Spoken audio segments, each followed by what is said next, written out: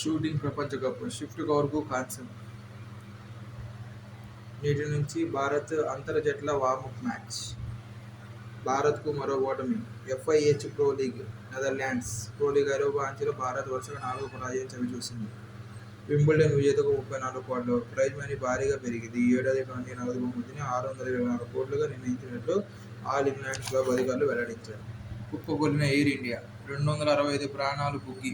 మృతులు 229 మంది ప్రయాణికులు, 12 మంది సిబ్బంది. వైద్య కళాశాల సముదాయంపై విమానం పడటంతో మరో 24 మంది దొరుకున్నారు. చనిపోయిన ప్రయాణికులు గుజరాత్ మాజీ ముఖ్యమంత్రి విజయ్ రూపానీ.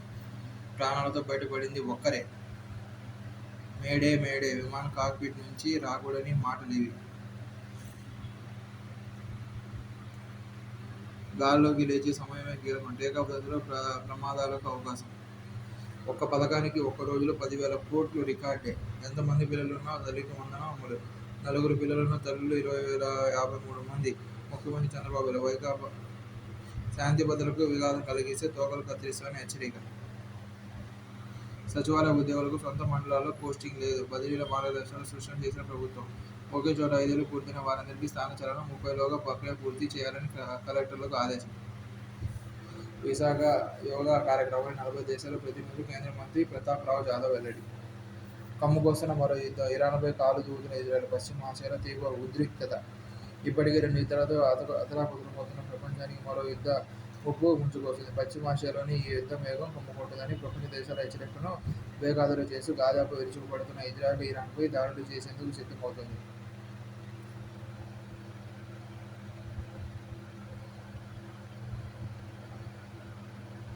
చెత్త సమస్యకు పరిష్కారం ఏది? గ్రీన్ హౌస్ వాయువులు భారీగా వెలువడుతుండటంతో అక్కడ చెత్త శుద్ధులు వ్యాధుల దాటికి ఏడాది 4 నుంచి 10 లక్షల ప్రాణాల అర్ధాంతరంగా కడతేరిపోతున్నాయి. 2031 నాటికి దాని పరిమాణం 12.5 కోట్ల మెట్రిక్ టన్నులకు చేరనుంది. దేశవ్యాప్తంగా 2,444 చెత్త పారబోత స్థలాలు ఉన్నాయి. 15,148 ఎకరాల భూమిని ఆక్రమించిన ఆ ప్రదేశాల్లో శుభ్ర ప్రాసెసింగ్ వ్యర్థాలు ఇంకా 10.91 కోట్ల టన్నుల మేర పేరుకుపోయింది. ఢిల్లీలో రోజు పుట్టుకొచ్చే 11,000 టన్నుల ఘన వ్యర్థాలలో 3,000 టన్నులను బహిరంగంగా వదిలేస్తున్నారు. ఇక పశ్చిమ బెంగాల్ పట్టణాల్లోంచి వచ్చే చెత్తలో 8% వృద్ధి చేస్తున్నారు. తెలుగు రాష్ట్రాలు చాలా చోట్ల చెత్త శుద్ధి కేంద్రాలు నిరుపయోగంగా పడి ఉన్నాయి. స్విట్జర్లాండ్, స్వీడన్, డెన్మార్క్ ఇతర దేశాలు చెత్త నుంచి విద్యుత్ వెలువలను సృష్టించడంలో అద్వితీయంగా రాణిస్తున్నాయి. జర్మనీలోని వ్యర్థాల నిర్వహణ నియమాలు పునఃశుద్ధి కార్యక్రమంలో విజయవంతంగా అమలవుతున్నాయి. వ్యర్థాల నుంచి 5,690 మెగావాట్ల కరెంటును రాబట్టుకోవడానికి అవకాశం ఉందనే అంచనాలు గతంలోనే వెలువడ్డాయి. కానీ 2023 మే నాటికి 556 మెగావాట్ల విద్యుత్ ఉత్పత్తి సామర్థ్యం కలిగిన వేస్ట్ టు ఎనర్జీ ప్లాంట్లే ఏర్పాటయ్యాయి. హైదరాబాద్లో జవహర్ నగర్ డంపింగ్ యార్డుతో పాటు డుండిగల్లో WTEలు ఉన్నాయి. కరీంనగర్, వరంగల్ నుంచి వచ్చే చెత్తలో నుంచి ఉత్పత్తి చేసే ప్రత్యేక ప్లాంట్ నెలకొల్పడానికి సన్నాహాలు జరుగుతున్నాయి. ఏపీలో విశాఖపట్నం, గుంటూరులో WTEలు పనిచేస్తున్నాయి. నెల్లూరు, రాజమహేంద్రవరం, కర్నూలు, కడపలోనూ వాటి ఏర్పాటుకు ప్రభుత్వం సంసిద్ధమవుతుంది. అన్ని రాష్ట్రాలు ఇదే విధంగా చొరవ తీసుకుంటే చెత్త కొండలు కరిగి ప్రజారోగ్యానికి భద్రత లభిస్తుంది. G7 సదస్సుపై ట్రంప్ నీడ. 1975లో గ్రూప్ ఆఫ్ 7గా 11 ఇంతవరకు 11 G7 సమావేశాల పాల్గొనగా ప్రధాని మోదీ ఒక్కరే వరుసగా 5 సార్లు హాజరయ్యారు. ఇండియా ముఖ్యమైన అంతర్జాతీయ సంప్రదింపుల్లో భాగస్వామి కాసిందని కార్నీ వ్యాఖ్యానించారు. ఐమెక్ కెరానాస్కిస్ G7 సభకు కార్నీ 3 ప్రాధాన్యాలను ప్రకటించారు. ప్రపంచ స్థానిక జన సముదాయాలకు రక్షణ కల్పించడం అందులో ఒకటిది. ఇందుకోసం శాంతిని కాపాడుకోవడం, విదేశీ జోక్యాన్ని, అంతర్జాతీయ నేరాలను అడ్డుకోవాలని, ఖర్చుల నియంత్రణకు కలిసికట్టుగా కృషి చేయాలని ప్రతిపాదించారు. రెండో ప్రధాన అంశం ఇంధన భద్రత.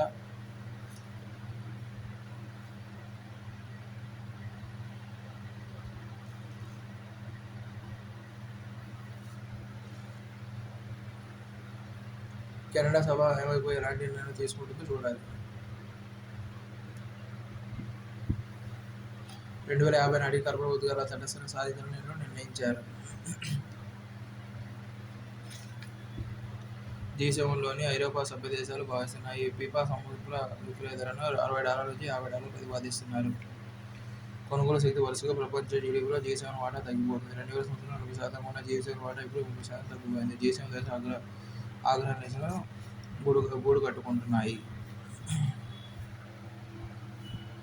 జీవన ప్రమాణాల్లో పోటీ పడగలమా? భారత్ ఇటీవల జపాన్ను దాటి ప్రపంచ నాలుగో అతిపెద్ద వ్యవసాయం వహించే జపాన్ జీడీపీ $4.186 ఇండియా అంతకు కాస్త ఎక్కువగా $4.187 స్థూల జాతీయ దేశోత్పత్తిని సాధించింది. అయితే మన జీడీపీలోనే కాకుండా జీవన నాణ్యతలోనూ జపాన్ను అధిగమించాల్సిన అవసరం ఉంది.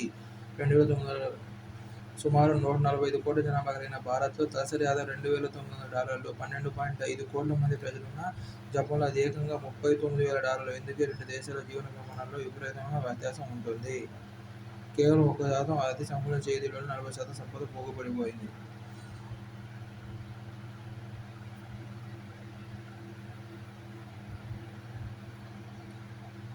ప్రస్తుతం మన దగ్గర నిరుద్యోగత రేటు 5.1% కాగా జపాన్లో 2.5%. భారతీయ పట్టణాల్లో అయితే నిరుద్యోగ రేటు ఏకంగా 17.2% మేర ఉందని లెక్క తేల్చింది. భారత్లో 25 కోట్ల మధ్యతరగతి ప్రజల వల్ల వినియోగ వస్తువులకు యూపీఐ వంటి సమీకరణ గిరాకీ పెరుగుతుంది. కానీ గ్రామీణ భారత్లో 35.5% పోషకాహార లేమితో బాధపడుతున్నారు. జపాన్లో ఈ పరిస్థితి లేనే లేదు.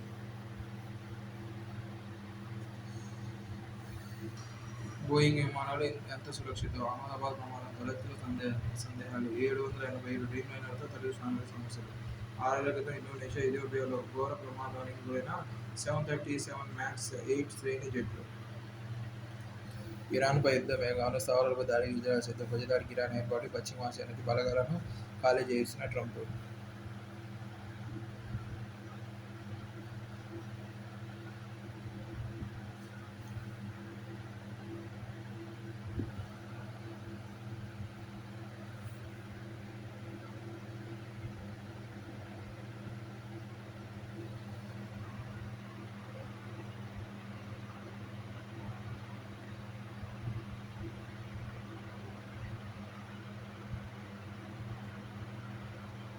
చిన్నపిల్లల్లో డయేరియాకి భారత్ బయోటెక్ టీకా జీఎస్కేతో భాగస్వామ్యం. ఆల్ట్సోన్ ప్లెక్స్ 1-2-3 అభివృద్ధిలో కీలకమైన భాగస్వామ్యం కానుంది. ఆల్ట్సోన్ ప్లెక్స్ 1-2-3పై నిర్వహించిన ప్రాథమిక పరీక్షల్లో ఎంతో సానుకూల ఫలితాలు వచ్చాయి. ఆల్ట్సోన్ ప్లెక్స్ 1-2-3 టీకా క్యాండిడేట్ను జీఎస్కే ఆవిష్కరించింది. Generalised module for membrane antis technology platform మీద రూపుదిద్దుకుంది.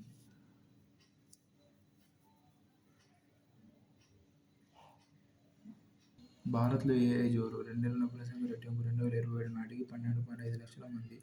అమెరికా తర్వాత స్థానం మనదే. జీసీబీ నివేదిక వెల్లడి.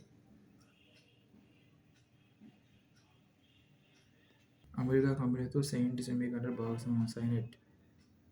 సెయింట్ క్లెమెంట్ సంస్థ సెయింట్ సెమీకండక్టర్ ప్రైవేట్ లిమిటెడ్ యూఎస్ఏకు చెందిన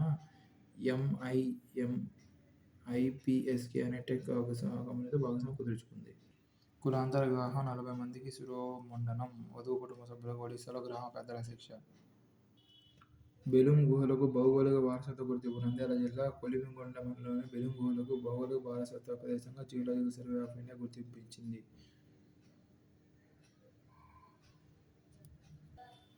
జెండర్ గ్యాప్ ఇండెక్స్లో భారత్ 131వ స్థానం. Global gender gap index report 2025లో 148 దేశాలకు గాను భారత్ 131వ స్థానంలో నిలిచింది. ఇండియా లింగ సమానత్వ score 64.1%. Global gender gap index గత ఏడాది 129వ స్థానంలో ఉండగా ఈసారి 131వ స్థానానికి పరిమితమైంది. ఆర్థిక వ్యవస్థలో స్త్రీ పురుష భాగస్వామ్యం, విద్యారంగంలో సాధించిన విజయాలు, ఆరోగ్య రంగంలో పోషించిన పాత్ర, రాజకీయ సాధికారత వంటి ప్రమాణాల ఆధారంగా ర్యాంకులిచ్చారు. వరల్డ్ ఎకనామిక్ ఫోరం విడుదల చేసిన global gender gap index report